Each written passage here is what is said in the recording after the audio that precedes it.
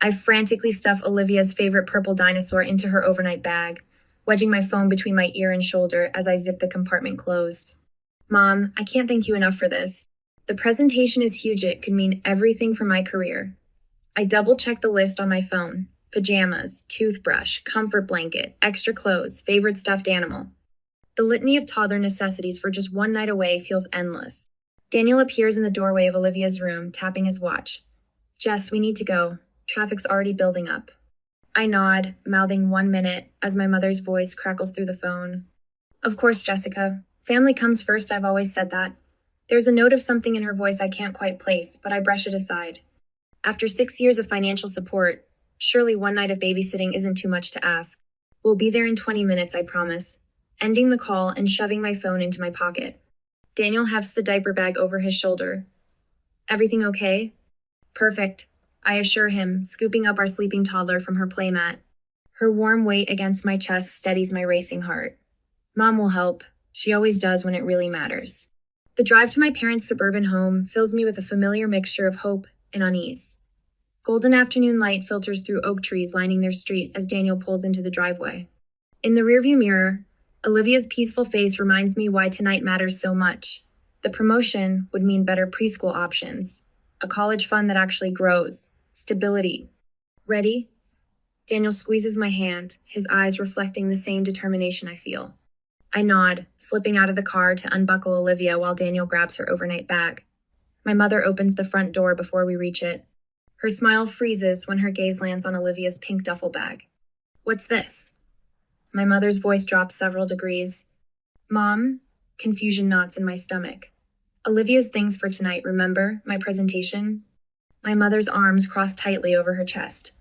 Jessica, we are not your babysitters. We already raised our kids. The words hit me like a physical blow. I stand rooted to the spot, Olivia drowsily lifting her head from my shoulder. Daniel freezes beside me, overnight bag dangling from his hand. But we talked about this. You said... I said we'd talk about it, my mother cuts in sharply. Not that we'd do it. A burst of children's laughter erupts from inside the house.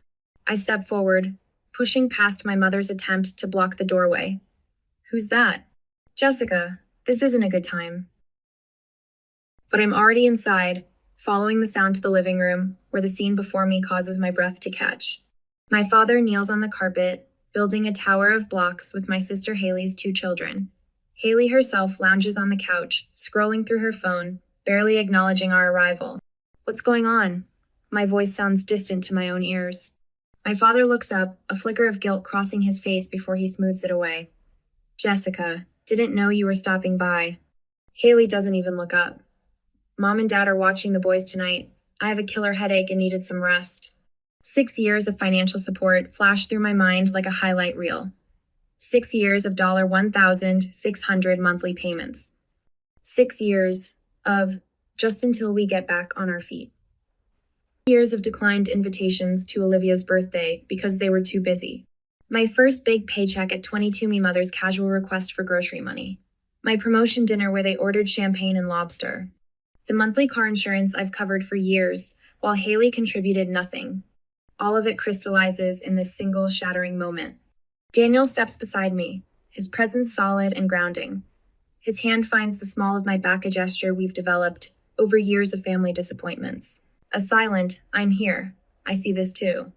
Olivia reaches toward her grandmother, innocent to the rejection. Gamma! I adjust my grip on my daughter, tucking her closer to my chest.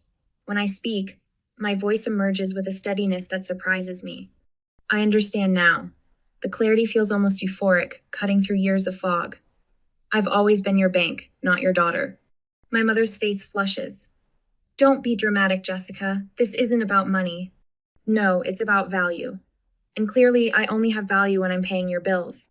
I turn to Daniel, who's already gathering Olivia's bag. No words needed. The ride home passes in weighted silence. I stare out the window at suburban houses sliding past, each one containing families with their own hidden dynamics, their own unspoken agreements. Daniel's hand finds mine across the center console, a bridge in the quiet. As we pull into our driveway, something shifts inside me. The hurt remains, a throbbing wound that will need tending. But beneath it, Something stronger takes root, a clarity of purpose I haven't felt in years. Daniel kills the engine and turns to me. What are you thinking? I meet his gaze, feeling the transformation already beginning. I know exactly what I need to do now. The glow of my laptop screen illuminates my face in the darkened living room. Olivia's monitor hums quietly on the coffee table, her soft breathing a rhythmic counterpoint to my typing. My fingers hover over the keyboard, trembling slightly before I steady them. I navigate to my banking portal, the familiar page where I've made endless payments to keep my parents' lives afloat. 6 years of monthly withdrawals stare back at me each one, a small betrayal I inflicted upon myself. You sure about this? Daniel's voice comes from behind me, soft but solid. I nod, not trusting my voice yet. On the screen, I've pulled up the automatic payment for my parents' rent. $1,200 monthly, scheduled like clockwork. The cursor blinks on the cancel payment button. Completely sure, I whisper and click. A warning appears. Are you sure you want to cancel this recurring payment? I've never been more sure of anything. Click. The utilities follow. $240 for electric and water, $180 for their phone plan, $210 for car insurance.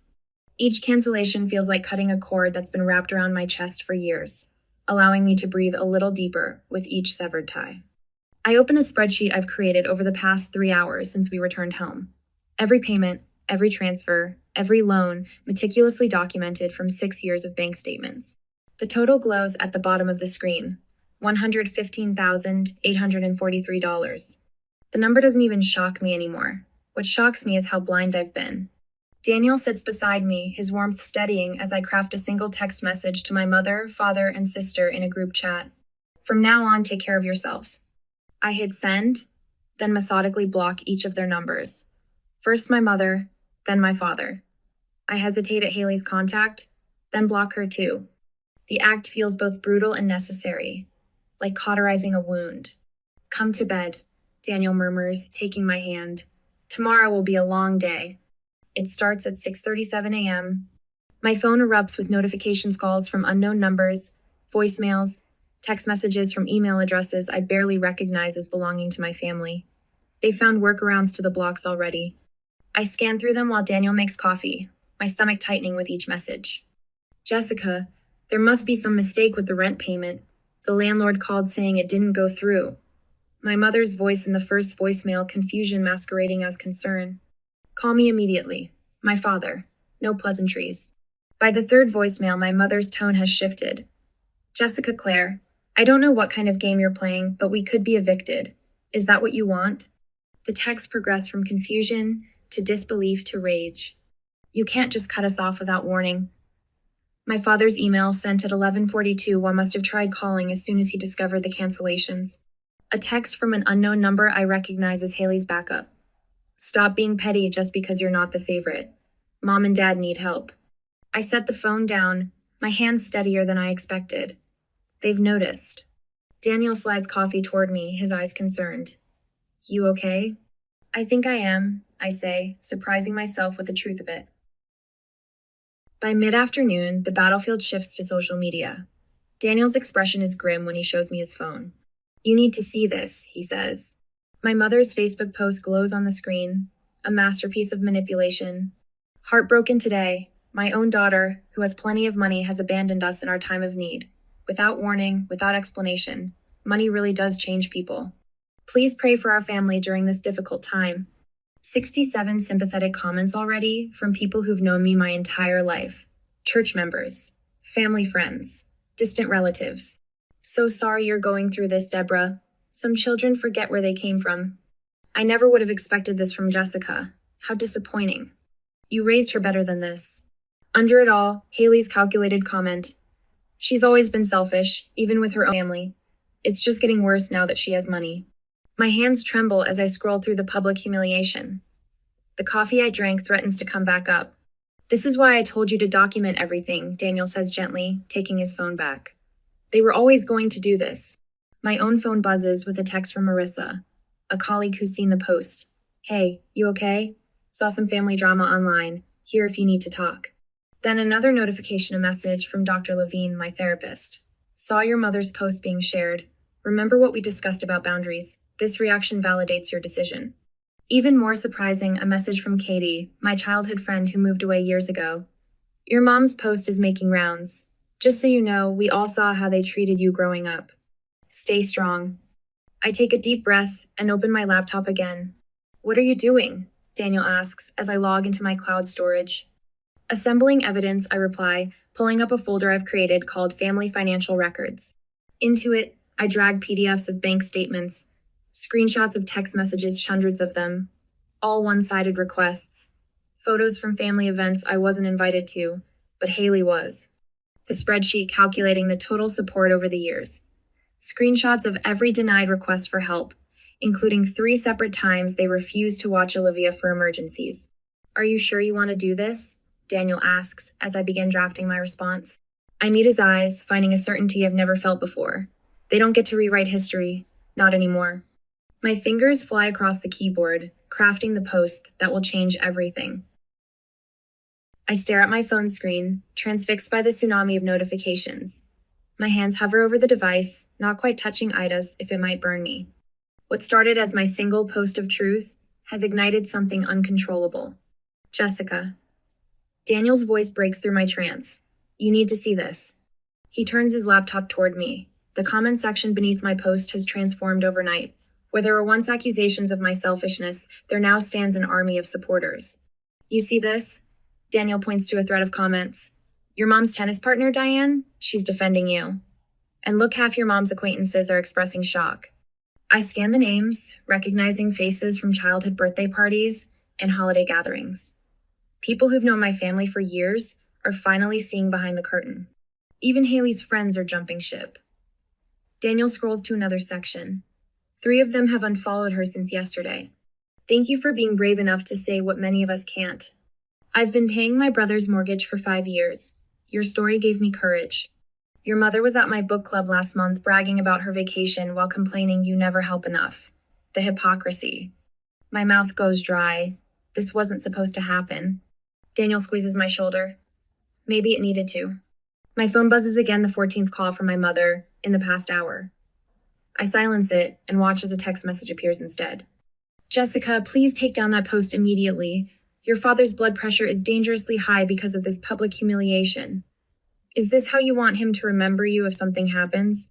Call me now. The familiar knot of guilt tightens in my chest before I recognize the manipulation. Dad's blood pressure issues materialize whenever accountability approaches. I delete the message without responding. They called my work. I tell Daniel, my voice surprisingly steady. My boss had to have security escort them out. Daniel's jaw tightens. That crosses a line. According to Megan in accounting, Mom was sobbing about how I've had some kind of breakdown. I laugh, but it comes out brittle. Haley's been calling from different numbers since I blocked her. Their landlord called asking if I was still handling their rent payment. Haley's telling people you're having a mental health crisis, Daniel says, scrolling through his phone. Your cousin Ryan messaged me. Apparently she's saying the stress of motherhood has made you unstable, and that's why you suddenly cut them off. I feel my face flush with anger. She's trying to destroy my reputation so no one believes me. And your mother's sister called me, Daniel continues, his voice tightening. She said if you keep this up, we shouldn't expect to be part of the family anymore. Is that supposed to be a threat? I ask, finding unexpected strength in my voice. Being cut out of a family that only sees me as an ATM? The phone rings, again an unknown number. I decline it reflexively. At least we know who our real support system is now, Daniel says, nodding toward his parents' text offering to watch Olivia this weekend. I never expected your mom to step up like this. She said, and I quote, some grandparents actually want to be grandparents, not ATMs. Something warm blooms in my chest, not quite healing, but perhaps it's beginning. My coworkers have created an unexpected buffer too. Jenna intercepted Haley in the lobby yesterday. Marco rerouted calls from my parents' numbers. Even my boss approved a mental health day without hesitation. Family situations can be harder than any project deadline. Take the time you need. I open our banking app, still unused to seeing the balance. The absence of those automatic transfers has created breathing room I'd forgotten could exist.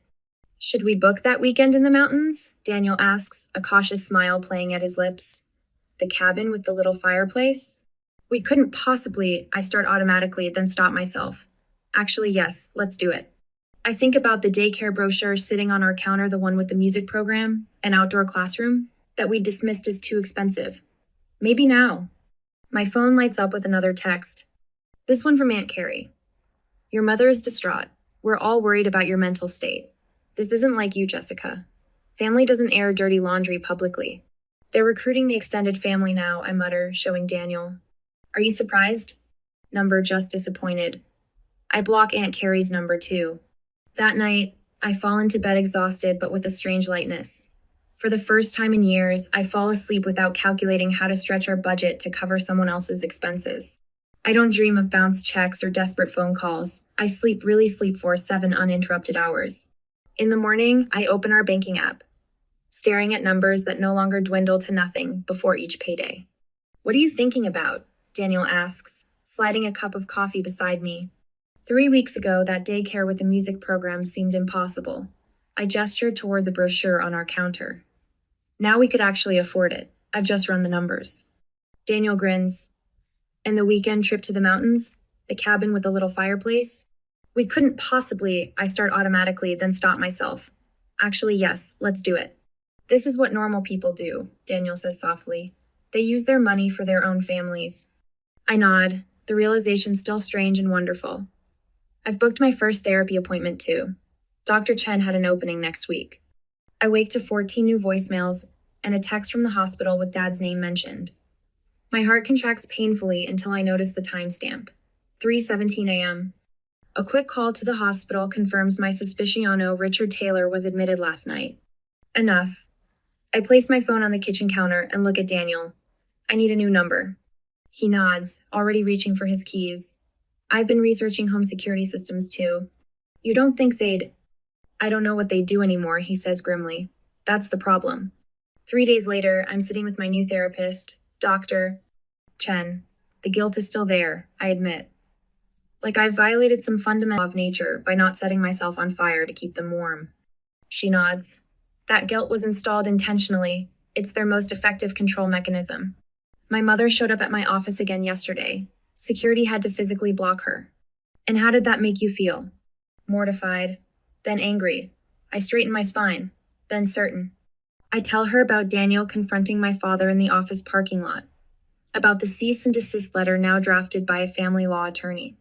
About the locks I've changed and the security cameras we've installed. You're building boundaries, Dr. Chen observes. Not walls, but a healthy perimeter. Later that evening, as Olivia plays with blocks on our living room floor, I open my laptop one last time. My finger hovers over my social media accounts, the battlefield, where this war began.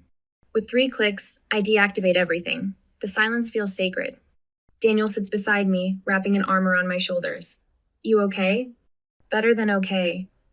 I lean into him, watching our daughter stack red and blue blocks into a tottering tower. I'm free. The tower collapses with Olivia's delighted shriek. Without hesitation, she begins rebuilding, this time with a wider, stronger base. I smile at the metaphor life has literally placed before me. Sometimes everything has to fall apart before you can build something that will actually stand. My new phone sits silent on the coffee table. No demands, no guilt, no manipulation.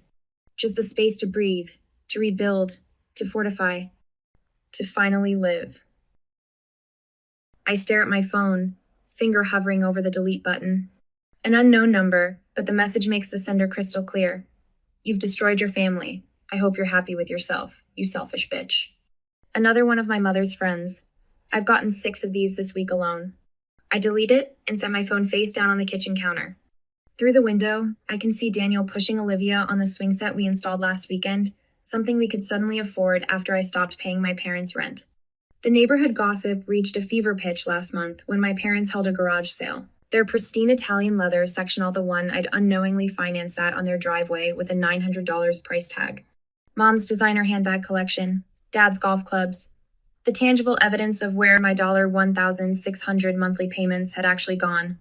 They're looking for jobs. Sarah told me yesterday at the supermarket, her voice a practiced whisper. Sarah, me mother's tennis partner for 15 years, couldn't quite meet my eyes. Your dad had an interview at the hardware store. Your mom's applying at the call center. I nodded, keeping my face carefully neutral as I selected apples. That's good to hear.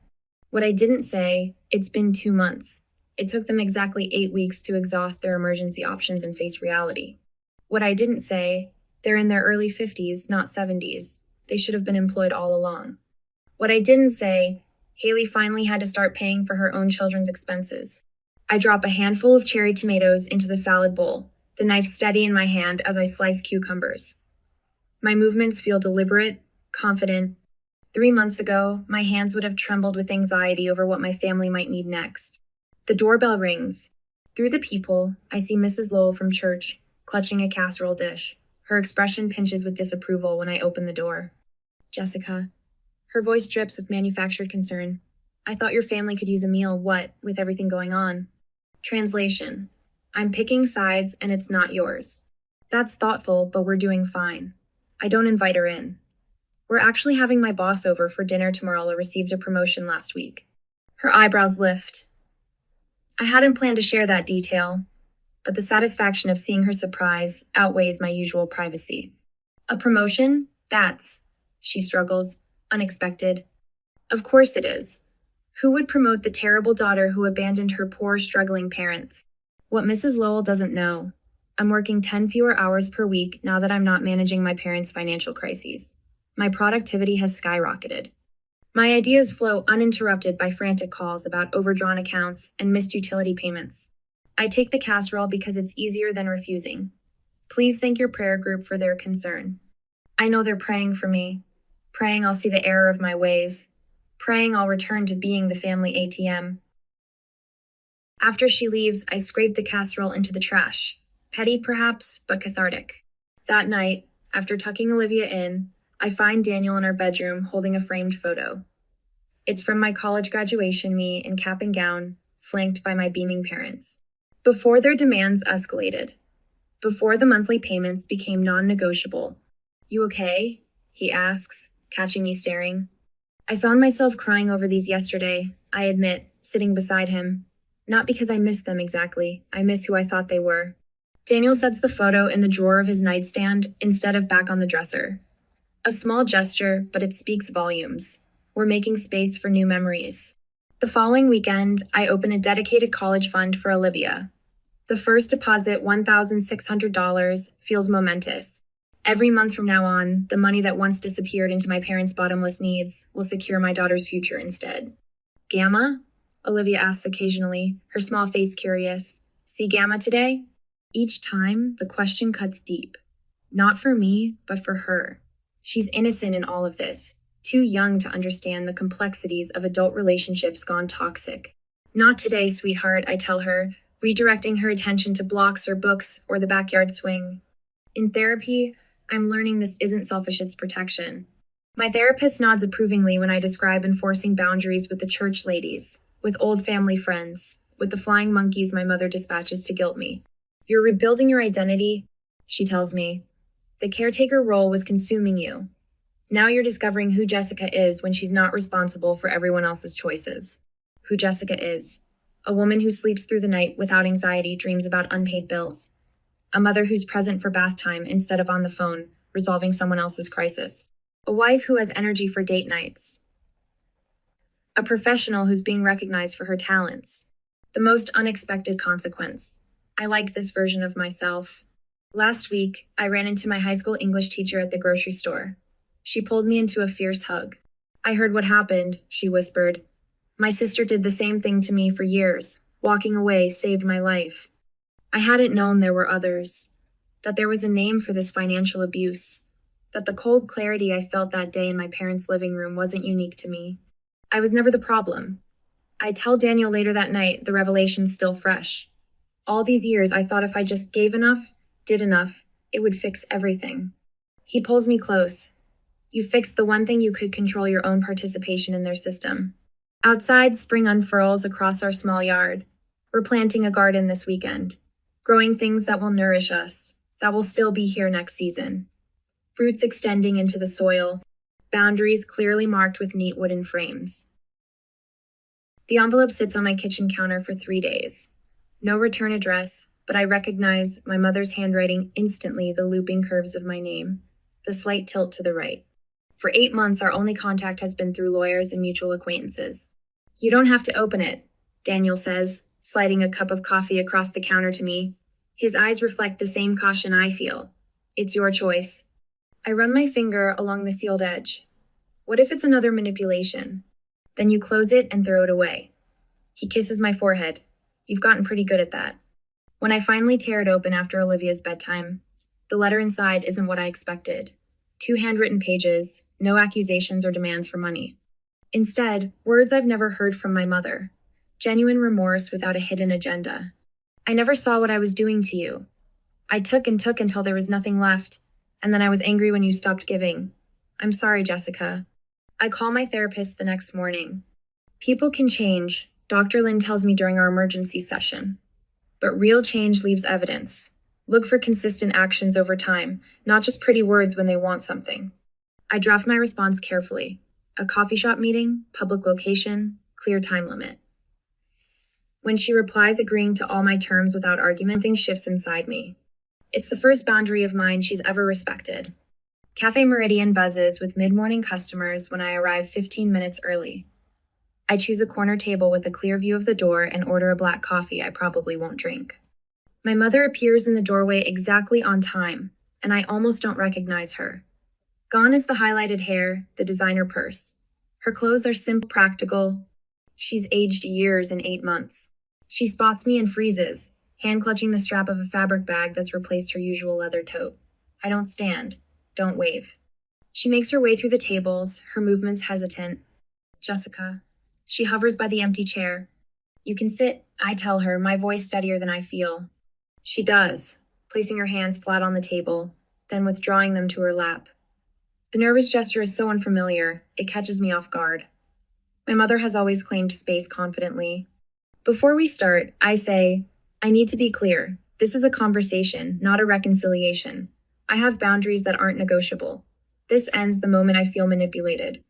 I expect resistance, the flash of indignation I've seen countless times. Instead, she nods.